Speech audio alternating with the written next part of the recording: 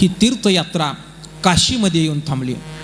काशीमध्ये ही दिंडी काशीच्या रामवेशीमध्ये आल्यानंतर भगवान विश्वेश्वराला कळालं की साक्षात ज्ञानेश्वर महाराज माझ्या भेटी करता येतात. म्हणून काशी विश्वेश्वर स्वतः काशीतल्या रामवेशीपर्यंत गुप्त रूपाने ज्ञानोबरांच्या भेटीला आले. ज्ञानदेव आले काशी, विश्वेश्वर आडवे येते त्याशी, रामनगरा वेशीपाशी भेटी झाल्या उभयतांशी, परस्परी आलिंगन नामा वंदी उभय चरण. ज्ञानोबरांची भेट काशी विश्वेश्वरानं काशीच्या रामवेशीमध्ये घेतली. दोघांनी एकमेकाला आलिंगन दिलं. नामदेव महाराजांनी दोघांचं सुद्धा दर्शन घेतलं. इथं सुद्धा हरिहर ऐक्य आपल्याला दिसतं. काशी विश्वेश्वराने ज्ञानेश्वर महाराजांचा हात धरून दोघं जण गंगेच्या दिशेने निघाले. ज्ञानोबाचा हात प्रेमे धरी विश्वनाथ, प्रेमे धरी विश्वनाथ, प्रेमे धरी विश्वनाथ. ऐसे बोलत चालत दोघे आले गंगेआत, दोघे आले गंगेआत, दोघे आले गंगेआत. ज्ञानोबाचे पायी मिठी घाले गंगाबाई. काशी विश्वेश्वर ज्ञानोबरांना घेऊन गंगेमध्ये आले. ज्ञानेश्वर महाराजांनी गंगेचं सुरुवातीला दर्शन केलं आणि गंगेमध्ये हातपाय धुण्याकरता पाय गंगेमध्ये ठेवले. प्रकार असा झाला, साक्षात गंगा माता स्त्री रूपानं प्रगट झाली. गंगा मैया की जय श्री रूपानं प्रगट झाली. ज्ञानोबरांच्या पायाला मिठीच मारली महाराज. कारण तीर्थे त्यांची वास पाहती नित्यकाळ, म्हणे धन्य वेळ भेटते ते. संतांची ही तीर्थ वाट पाहतात महाराज. ज्ञानोबरांची भेट झाली, त्यांचा वियोग होऊच नये म्हणून ज्ञानेश्वर महाराजांचे पायच गंगेने धरून ठेवले. नामदेव महाराज म्हणतात, नामा म्हणे सोडाबाई ज्ञानदेव सर्व ठाई. गंगाबाई, अहो ज्ञानेश्वर महाराजांचे पाय सोडा, कुठं धरून बसणार? ज्ञानेश्वर महाराज सर्व ठाई सर्व व्यापक आहेत, त्यांचे पाय सोडा.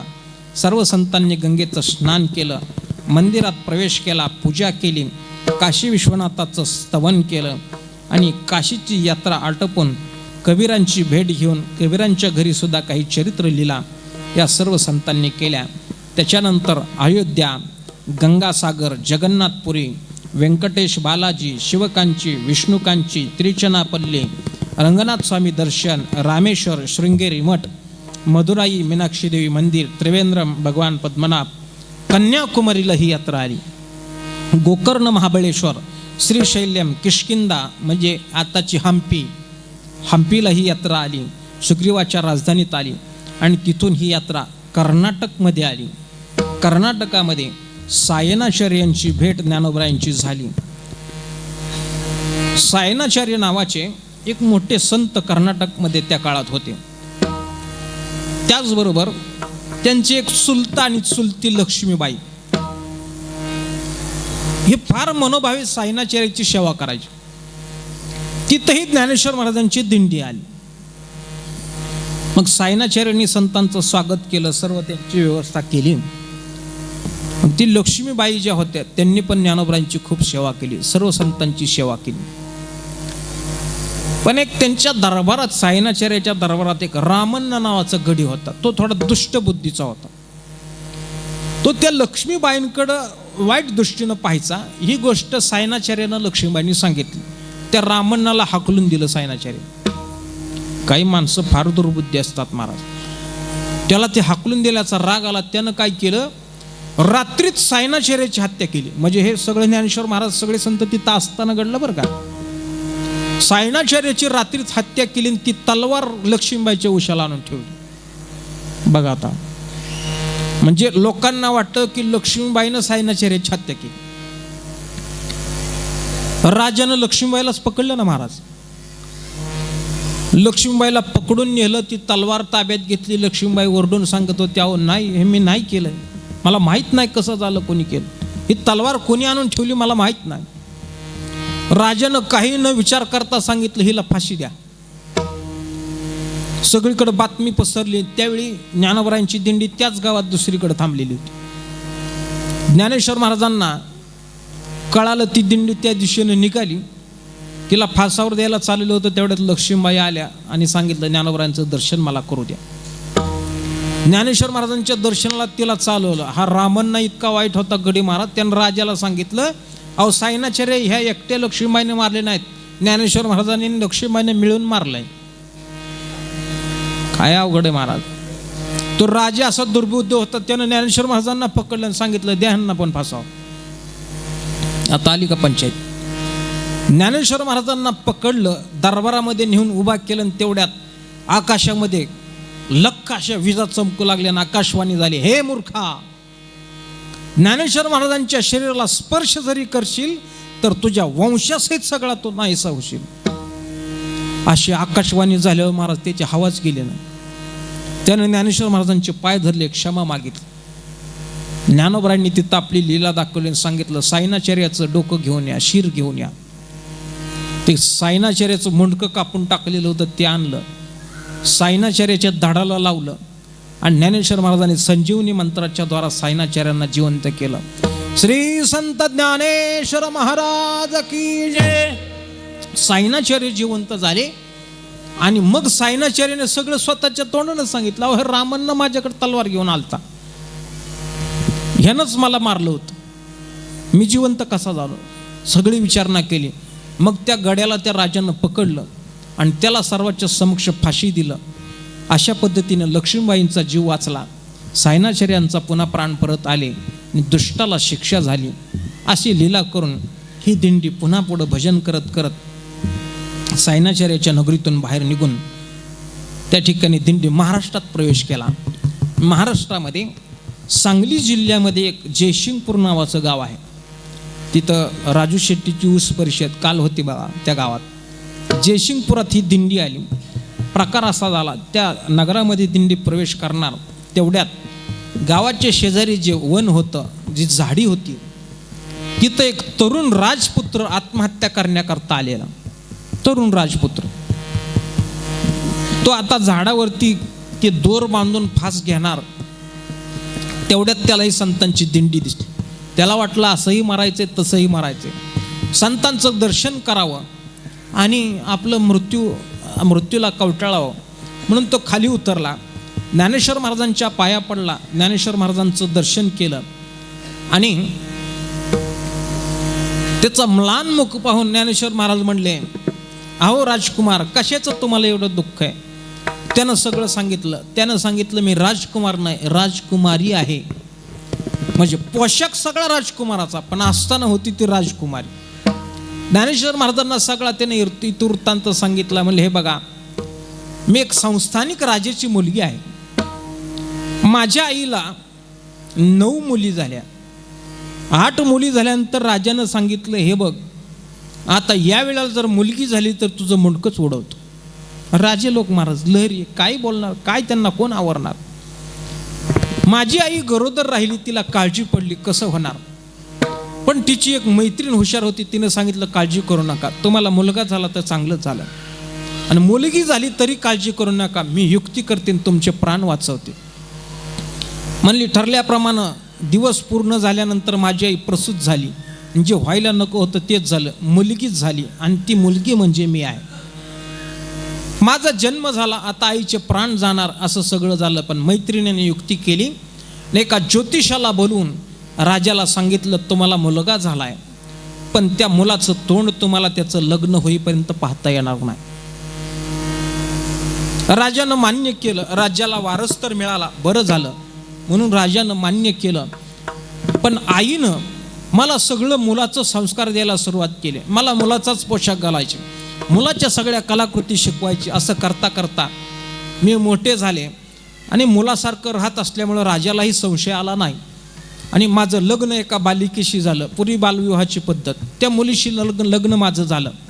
पण आता ती मुलगी मोठी झाली आहे, आता ती इकडं नांदायला येणार, आणि मी मुलगी आहे हे त्या जर मुलीला कळालं तर मला आणि माझ्या आईला दोघांना सुद्धा राजा मारल्याशिवाय राहणार नाही. म्हणून मी विचार केलाय, असं मरण्यापेक्षा आपलं स्वतःचं जीवन अगोदर संपवावं, माझी आई तरी वाचेल. म्हणून मी आत्महत्या करण्याकरता इकडं आलेले आहे. ज्ञानेश्वर महाराजांना दया आली. ज्ञानेश्वर महाराज त्या मुलीला म्हणले, अरे तू राजकुमारी नाहीस, तू राजकुमार आहेस. असं म्हटल्याबरोबर चमकून त्या राजकुमारीनं स्वतःच्या शरीराकडे बघितलं तर सगळं शरीर पुरुषाचं त्याचं झालेलं होतं. श्री संत ज्ञानेश्वर महाराज की जय. ती मुलगी होती पण ज्ञानोबरायांच्या कृपेनं क्षणात राजकुमार झाली. आणि म्हणून निळोबराय म्हणतात, जी निमिष मात्रे देह पालतीला स्त्रीचा तुटेला पुरुष उभा, स्त्रीचा तुटेला पुरुष उभा. जी निमिष मात्रे देह पालतीला स्त्रीचा तुटेला पुरुष उभा, स्त्रीचा तुटेला पुरुष उभा.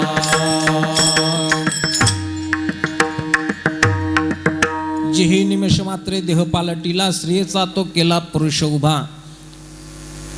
त्या मुलीला राजकुमाराचं स्वरूप प्राप्त झालं.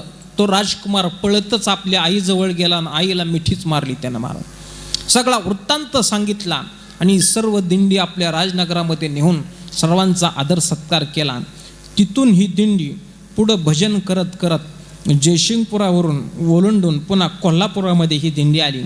त्याच्यानंतर कोल्हापुरावरून ही दिंडी कराडमध्ये आली. कराडमध्ये आल्यानंतर कराडमध्ये जो राजा होता तो राम राजा होता. मी सुरुवातीला तुम्हाला ज्ञानेश्वर महाराज चाकणमध्ये आल्यानंतर एका महिपती जहागीरदाराची कथा सांगितली होती. त्या जहागीरदारानं माऊलीला सांगितलं होतं, काय करता, आम्ही सुखी आहोत पण आमची एकुलती एक सीताबाई नावाची मुलगी आहे. अहो ती अतिशय धार्मिक आहे. तिला संतांचा एवढा छंद आहे, संतांच्या सेवेची एवढी आवड आहे, एवढा तिचा संतांवर विश्वास आहे. पण तिला जो पती जो रामराया मिळालेला आहे तो महानास्तिक आहे. तो संतांना मानत नाही, देवाला मानत नाही, संत सेवा करत नाही. काय करावं? माझ्या मुलीचा जर तुम्ही कराडला कधी गेला तर उद्धार करा, तिच्यावर कृपा करा. हे ज्ञानेश्वर महाराजांच्या आठवणीत होतं. कराडमध्ये ही दिंडी आली. ज्ञानोबरांनी विचार केला, हा महानास्तिक आहे, तो काय आपल्याला नगरीमध्ये राहू देणार नाही. आपल्या नगराच्या बाहेर नदीच्या काठाला ही दिंडी थांबली. हे सीताबाईला कळालं. तिच्या जीवाची नुसती घालमेल झाली. महाराज काय करावं, संतांची सेवा तर घडली पाहिजे, ज्ञानोबरांचं दर्शन केलं पाहिजे, त्यांना आपण जेवायला बोलवलं पाहिजे. पण जर आपण बोलवलं आणि या माणसानं जर संतांचा अपमान केला तर काय होईल, या भीतीनं तिला काही सुचेना. पण तिची श्रद्धा एवढी दृढ होती, तिनं विचार केला काही झालं तरी ज्ञानेश्वर महाराजांना दरबारात आणायचंच आणि त्यांच्या दर्शनानं आपलं जीवन कृतार्थ करून घ्यायचं. तिचा संतांवर एवढा विश्वास होता. तिनं महाराज अशी कृती केली, जगाच्या पाठीवर कुठलीही बाई एवढं धाडस करणार नाही, एवढं धाडस त्या सीताबाईनं केलं. काय केलं, स्वतःचा एकुलता एक राजपुत्र मुलगा, त्या मुलालाच हिरकणी घासून प्यायला दिली. म्हणजे मुलालाच मारून टाकलं महाराज तिनं विष देऊन. मुलगा मेला, त्याला खात्री होती मुलगा मेला, ज्ञानेश्वर महाराजांना बोलवून आणायचं, ती मुलाला उठवतील, मग राजा काय बोलणार ना. मुलगा मेला ही बातमी रामरायाला कळाली आणि तो धावतच आला महाराज. तिथं सीताबाई ओक्साबोक्षी रडत होती. ते मुलाचं प्रेत पाहून राजाही ओक्साबोक्षी रडू लागला. सगळ्या नगरीत हाहाकार झाला. राजा शोक करू लागला. माझा एकुलता एक असणारा मुलगा गेला, काय करू मी देवा, हाय रे देवा, असं तो म्हणायला लागला. सीताबाई जी होती ती रडायची थांबली, त्याच्यावर जे भडकली म्हणली, काय देवाचं नाव घेता, आयुष्यात कधी देवाला मानलं का, हे जे झालंय ते तुमच्या पापामुळं झालंय. राजा म्हणला, कसं काय झालं, अहो तुम्ही आयुष्यभर संतांची निंदाच करत आला, संतांचा उपवासच करत आला. कधी तुमच्या राजदरबारात एक वारकरी कधी 4 घासानं जेवलाय का, नाही. कधी तुम्ही संतांना अन्नदान केलं नाही, कधी देवाला दानधर्म केला नाही, कधी देवाची पूजा केली नाही, कधी संतांची पूजा केली नाही, कधी संतांच्या कीर्तनाला गेला नाही, राजवाड्यात कधी कुठल्या साधूला पाय ठेवून दिला नाही. हे पाप उदयाला आलं आणि तुमचं माप भरलं, लवंडलं, मुलगा मेला.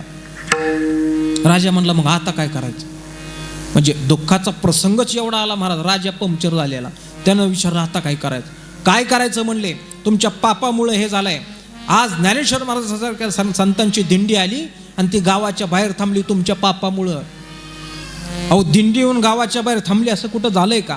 पण त्यांना माहिती आहे तुमचं कर्तृत्व, तुमचा मूर्खपणा त्यांना माहिती आहे, म्हणून ते नगरीच्या बाहेर नदीच्या काठावर थांबलेत.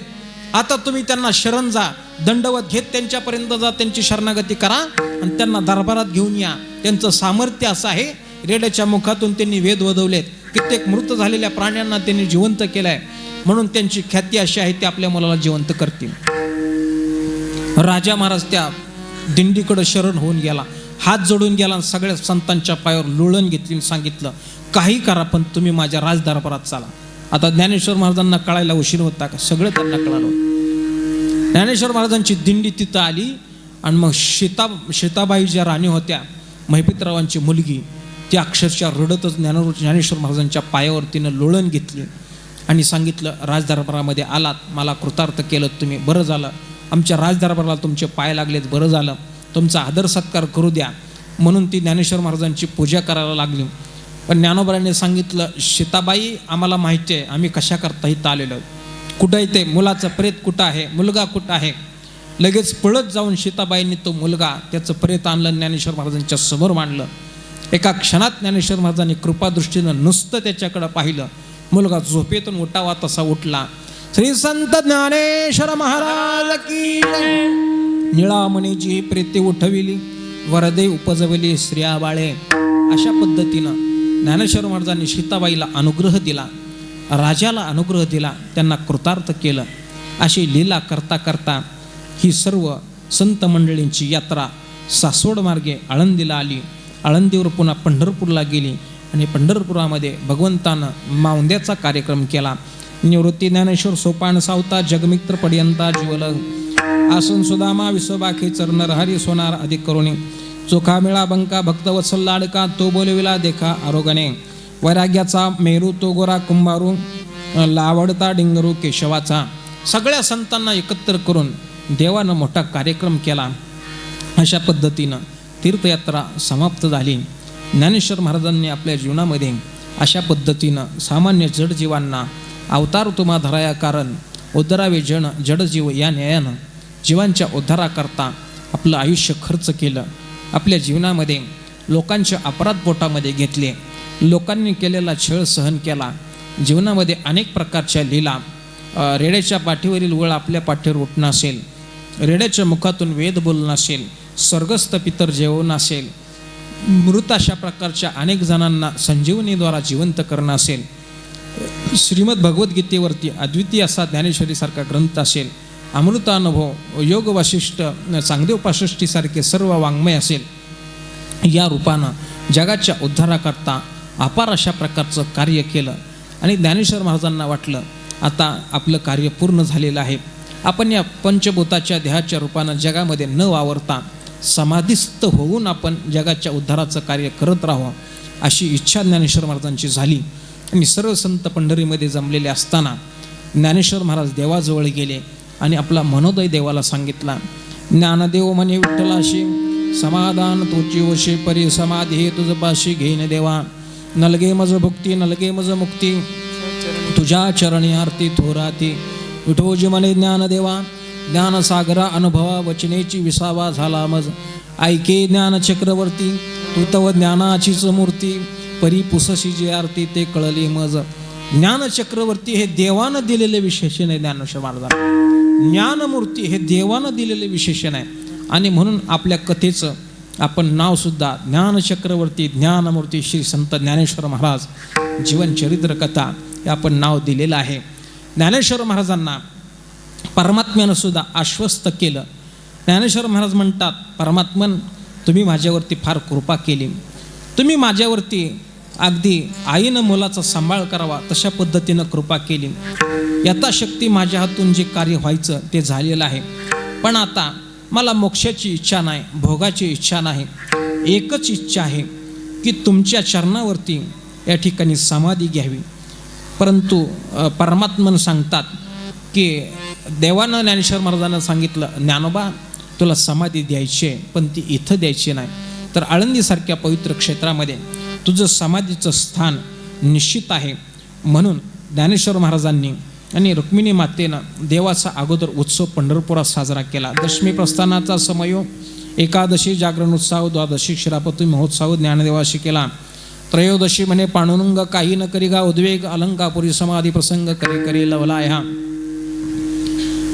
अलंकापुरामध्ये आळंदीमध्ये तुझा समाधी प्रसंग करण्याकरता मी स्वतः येईन, अशा प्रकारचं आश्वासन ज्ञानेश्वर महाराजांना दिलं. आणि हे सगळं नामदेव महाराज पुढं उभं राहून ऐकत होते. नामा उभा असे सन्मुख ऐकता थोर खेद दुःख म्हणे ज्ञानांजन महासुख समाधी घेत तसे. हे ऐकून नामदेव महाराजांना अपार अशा पद्धतीचं दुःख झालं. ज्ञानेश्वर महाराज आता आपल्याला डोळ्याने दिसणार नाहीत या कल्पनेनं नामदेव महाराजांना गलबलून आल्यासारखं झालं. नामदेव महाराजांनी दुःख व्यक्त केलं, पण ज्ञानेश्वर महाराजांचा समाधीचा निश्चय पक्का होता. ज्ञानेश्वर महाराज आळंदीला आले आणि कार्तिक शुद्ध अष्टमीच्या दिवशी सर्व संतांसहित सर्व भक्तांसहित परमात्मा आळंदीला आले. पंढरीचा पोहा आला अलंकापुरी पंचकोसावरी साधुजन.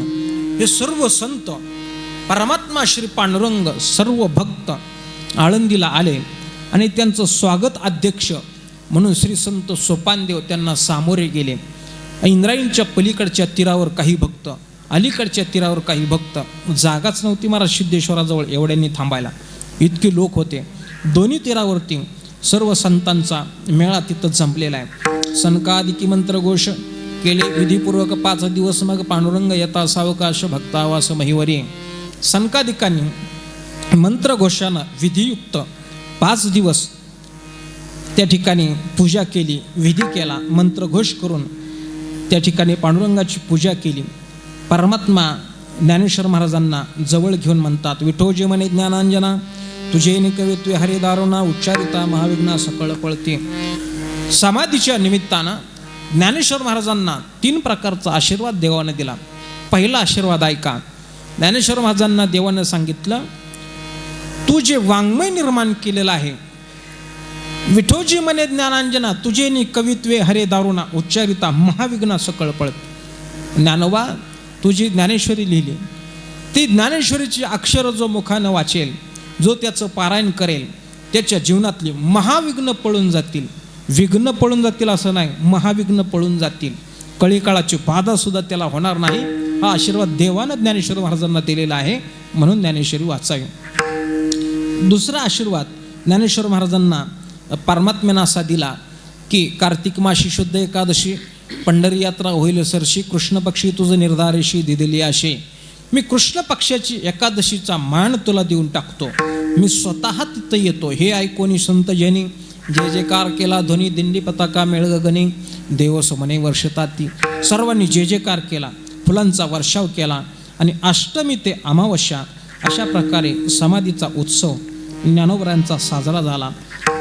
अष्टमीनंतर नवमी दशमी या दरम्यान सर्व इंद्रचंद्रदेवेती ब्रह्मादिक गीती गाती यमवर्ण बृहस्पती विमाने दाटती अंतरिक्षे.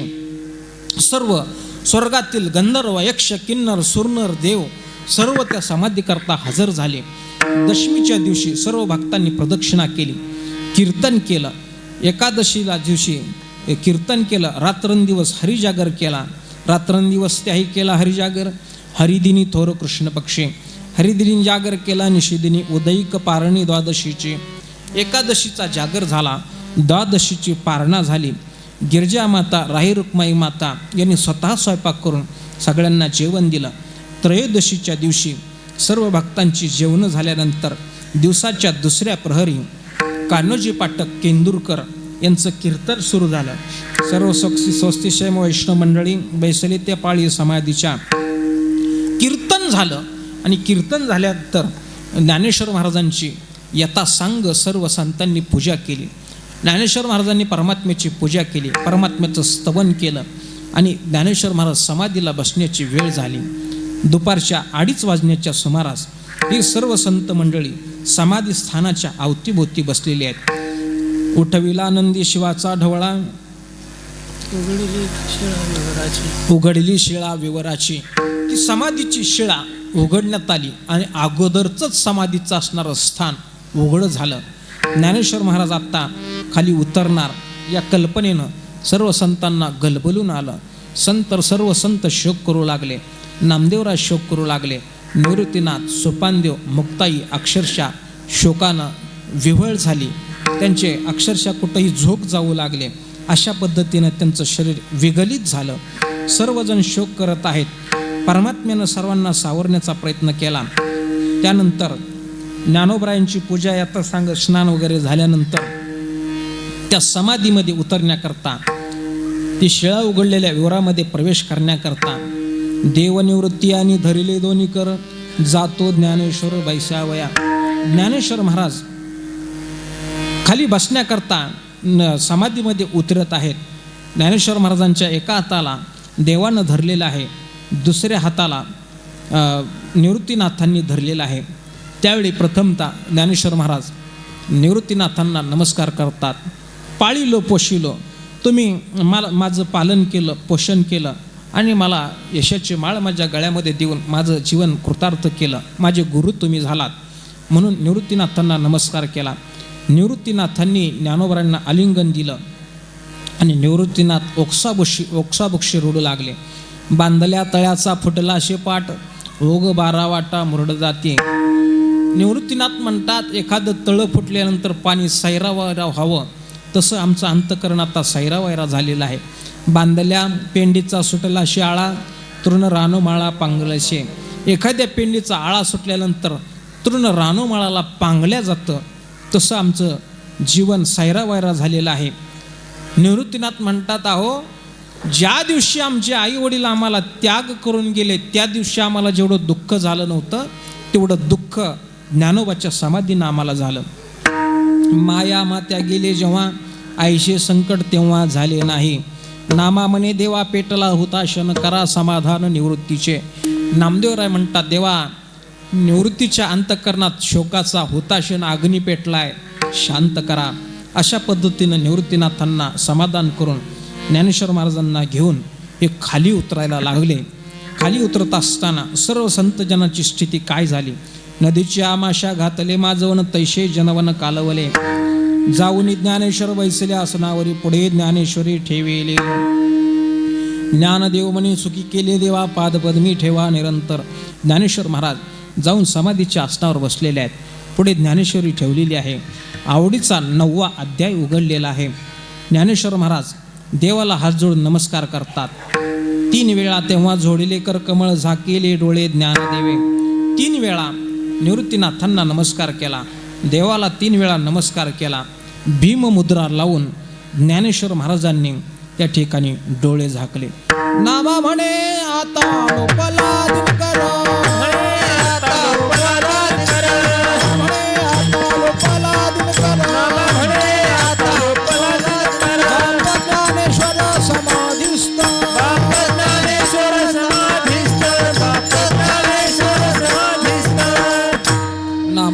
आता लोपला दिनकर, बाप ज्ञानेश्वर समाधिस्थ. ज्ञानोबराय समाधिस्थ झाले. शालिवान शके 1218, कार्तिक वद्य त्रयोदशी, वार गुरुवार दुपारी 2:30 वाजता ज्ञानेश्वर महाराजांनी समाधी घेतली. ज्ञानोबरायांचा जन्म श्रावण वद्य 1197 आणि समाधी काळ कार्तिक वद्य त्रयोदशी 1218, म्हणजे बरोबर वय 21 वर्ष 3 महिने आणि 5 दिवस एवढं वय झालेलं असताना ज्ञानेश्वर महाराज समाधिस्थ झाले.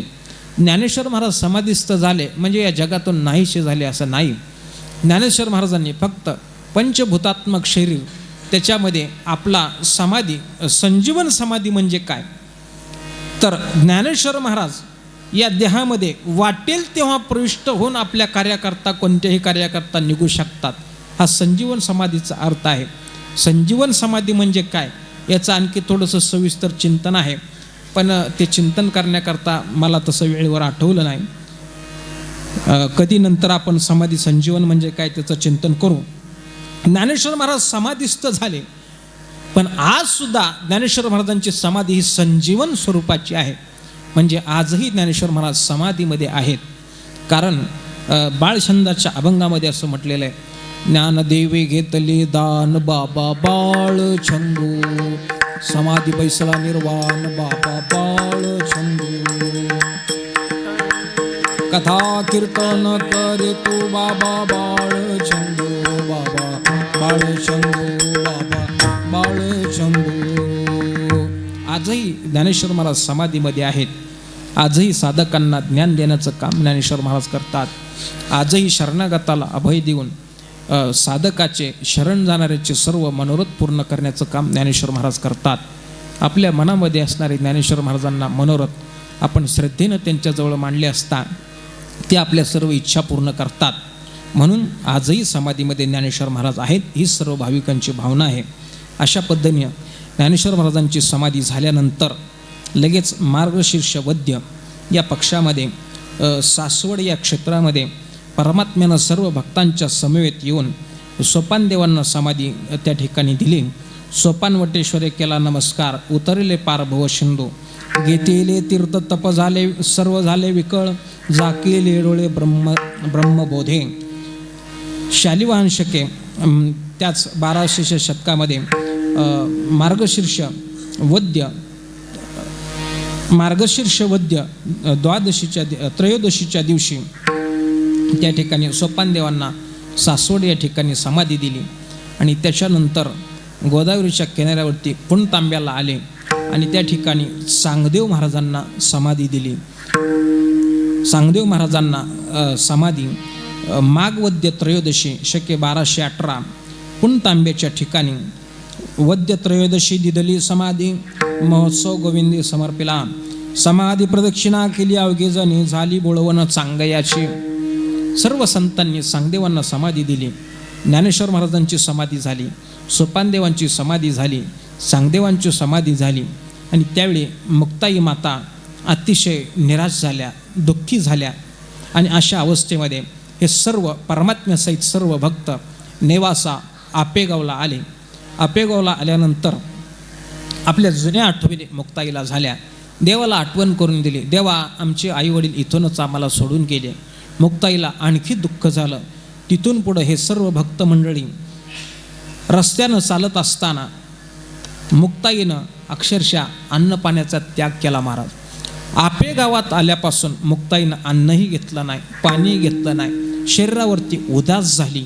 आणि म्हणून निवृत्तीनाथ सर्व संत देवाला सांगू लागले, देवा मुक्ताईला सांभाळा, कदाचित चालता चालता शरीर सोडून देईल अशी चिंता सगळ्यांना लागली.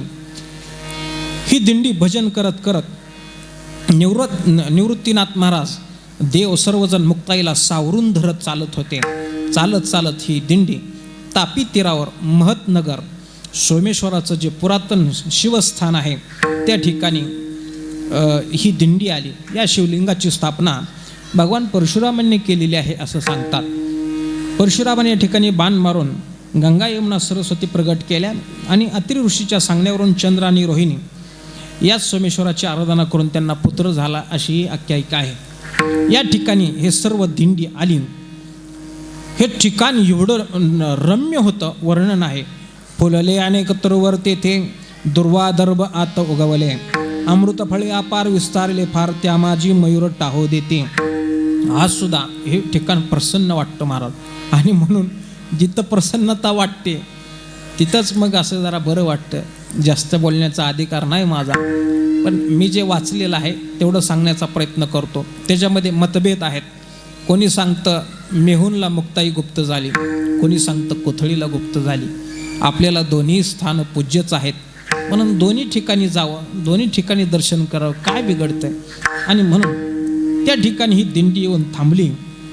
नामा म्हणे देवा भला हा एकांत, मार्कंडे येथे तप केले.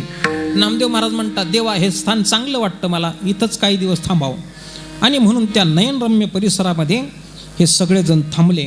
सर्व स्वर्गातील गंधर्व सुरनर गायन करू लागले, मन वेधून घेऊ लागले. तो दिवस होता शालिवाहन शके 1219 वैशाख वद्य दशमी. वैशाख वद्य दशमीचे दिवशी गेले ते स्नानाशी तापी तीरे. सर्वांनी स्नान केले, मुक्ताईला स्नान घातलं. सर्वजण तापी तीरावरती येऊन सोमेश्वराच्या प्रांगणामध्ये तिथं समोरच्या तापी तीरावरतीच सर्वांनी भजन सुरू केलं. तेवढ्यात नामदेवरायदी सर्व वैष्णवांनी भजन सुरू केल्यानंतर निवृत्तीनाथ मुक्ताईला म्हणतात, मुक्ता कधी जायचं ठरवलंय? मुक्ताईने सांगितलं, दादा या व्यापकत्वामध्ये येणं कुठं आहे, जाणं कुठं आहे? मुक्ताई म्हणे, जावे यावे कुठे, अवघे निगोट स्वरूप माझे. कुठं जाऊ? जिकडं पाहे तिकडं माझं स्वरूपच मला दिसतंय, कुठं जाणार? अशी मुक्ताई बोलली.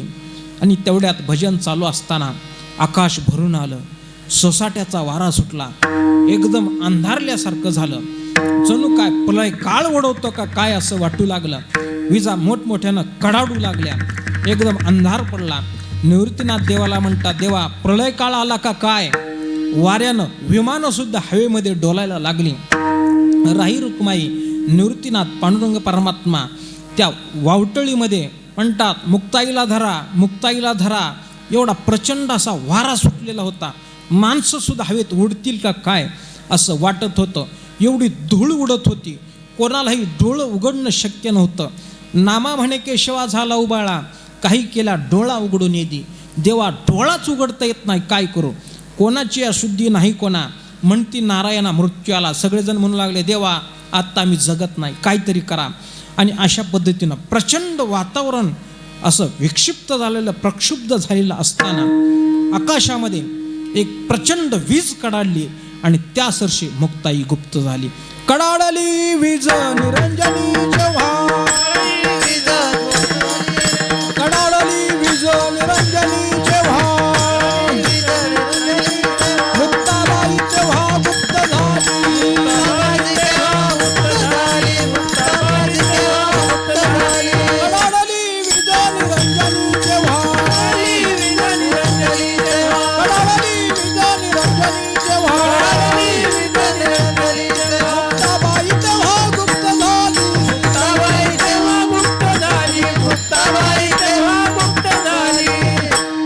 शक्ती मुक्ताई माता की जय. कडाडली वीज निरंजनी जेव्हा, मुक्ताबाई तेव्हा गुप्त झाली. वैकुंठी लक्षघंटा वाजती एके घाई झाली, मुक्ताबाई स्वरूपाकार. त्या वादळामध्येच वीज चमकली आणि त्या विजेसरशी मुक्ताई गुप्त झाली, कोणालाही दिसली नाही.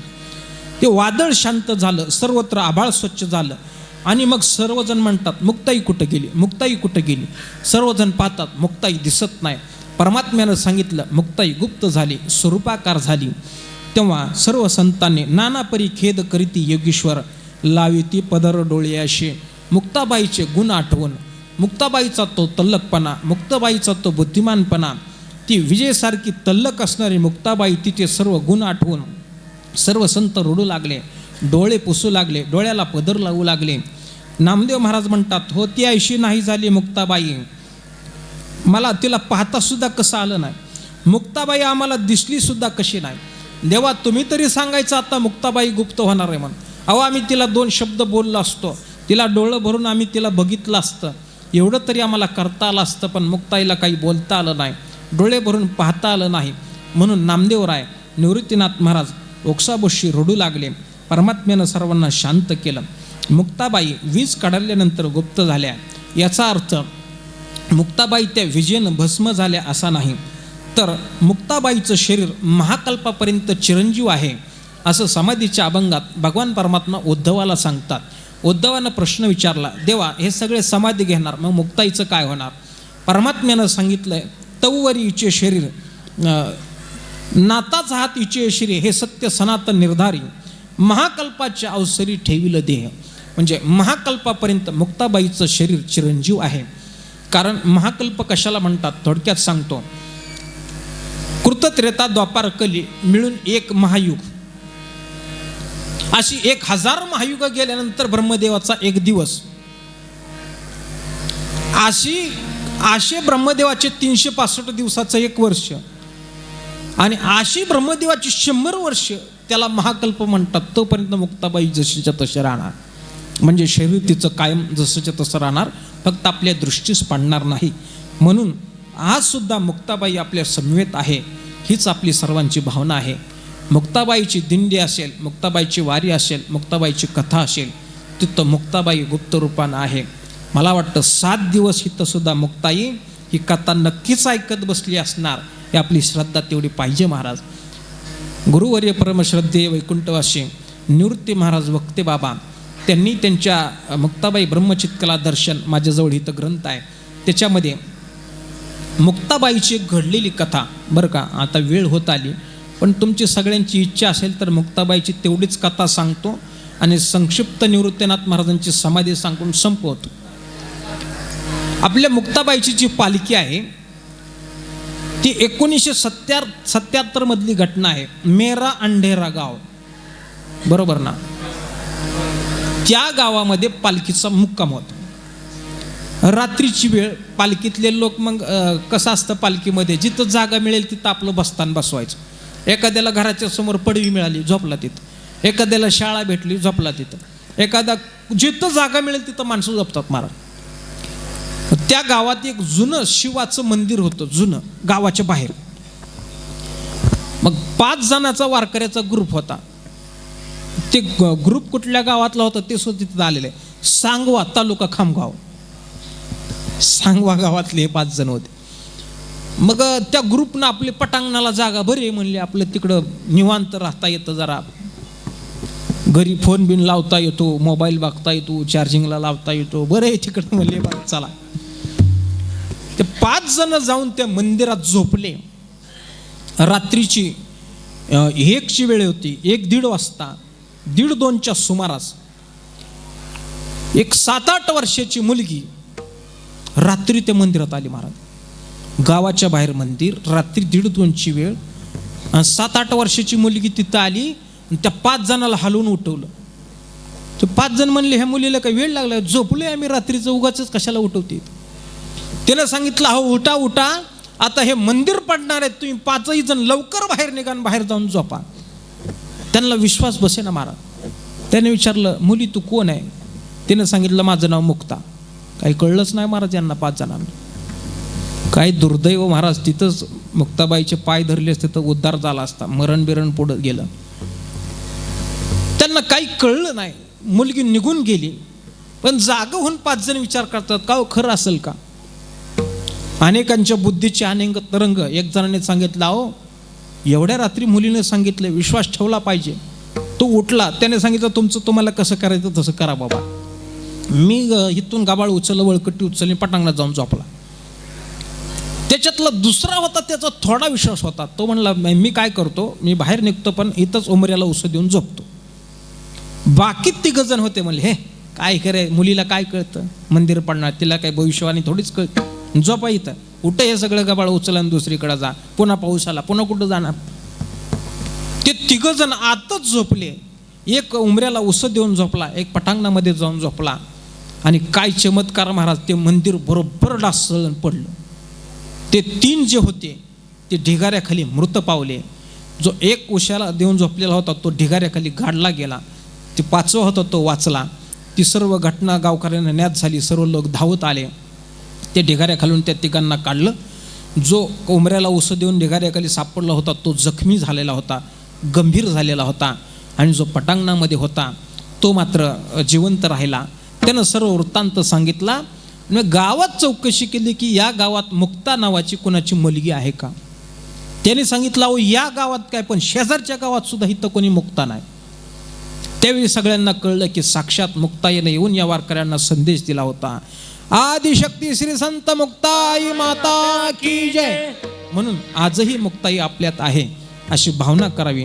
अशी भावना केली असता मुक्ताई आज सुद्धा आपल्यावरती कृपा करते.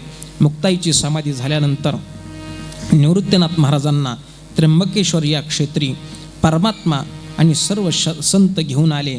शालिवान शके 1219, ज्येष्ठ वद्य 12, तृतीय पहर, योगेश्वर श्री निवृत्तीनाथ महाराज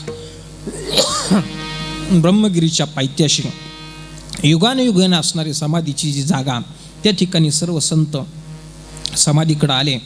पुंडलिकानं गरुडाला सजवून निवृत्तीनाथांना त्याच्यावर बसवलं. सर्व वैकुंठात घंटानाद होऊ लागले. देव म्हणाले, सर्वांनी निवृत्तीनाथांना भेटून घ्या, बोलून घ्या. जड अंतकरणानं सर्वजण निवृत्तीनाथांना भेटले. नंतर निवृत्तीनाथांनी पांडुरंगाला नमस्कार केला, स्तुती केली. सर्वजणांनी ब्रह्मगिरीच्या पायथ्याशी असणाऱ्या समाधीच्या स्थानाची शिळा काढली. पाहतात तर काय आश्चर्य, अगदी आतमध्ये समाधीची शय्या अगोदर सजवून ठेवलेली होती.